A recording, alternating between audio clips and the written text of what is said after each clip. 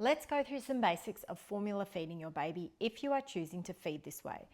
So the first consideration is choosing the right formula. There are three main types of formula: cow's milk based, soy based, and specialised formulas for babies with specific dietary needs, for example, hypoallergenic or lactose free. Before choosing a formula, talk with your paediatrician to decide what is going to be the best option for your baby based on their health and their nutritional needs. So how do you prepare the first bottle after your baby is born? Before the first bottle, make sure that you sterilise all the bottles, the nipples and the feeding equipment. Boil them in water for about 5 minutes, or you can use a steam steriliser. Make sure that you always wash your hands thoroughly with soap and water before preparing a bottle. Read the instructions on your formula packaging on how to prepare the formula that you have chosen. The ratio of water to formula powder must be accurate to ensure your baby receives the right nutrients. If you are using powdered formula, boil fresh tap water and let it cool to about 70 degrees Celsius or 158 degrees Fahrenheit. You'll need to mix the formula, so you're going to measure the water first by pouring the required amount of cooled boiled water into a clean bottle. You then add the formula powder using the scoop provided with the formula to measure the amount of powder accurately. Then you're going to level off each scoop with a knife so that the amount is accurate, and then you're going to add it to the water in the bottle and mix it well. Then you're going to cap the bottle and shake it gently but thoroughly until the powder is fully dissolved. Next, you're going to feed your baby. So check the temperature of the bottle by placing a few drops on the inside of your wrist. It should be warm, not hot.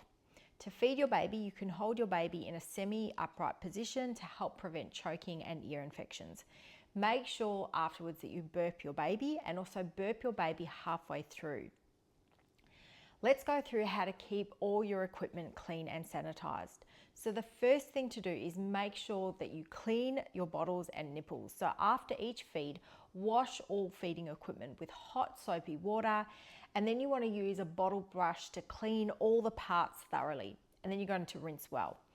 Next, you'll need to regularly sterilize your feeding equipment, especially for babies under 3 months old, preemies, or babies with weakened immune systems.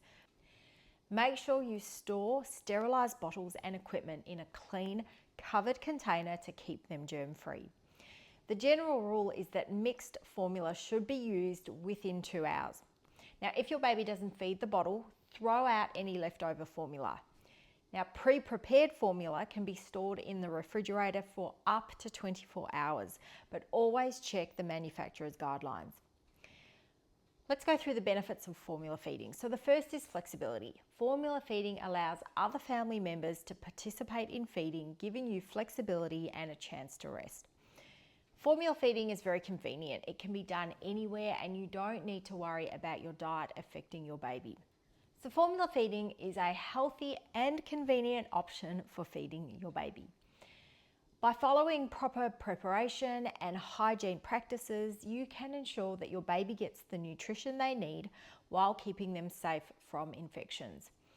Remember, it's essential to consult with your paediatrician to choose the best formula for your baby's needs and to address any concerns you might have. Remember that fed is best and that formula feeding is a perfectly acceptable way to feed your baby.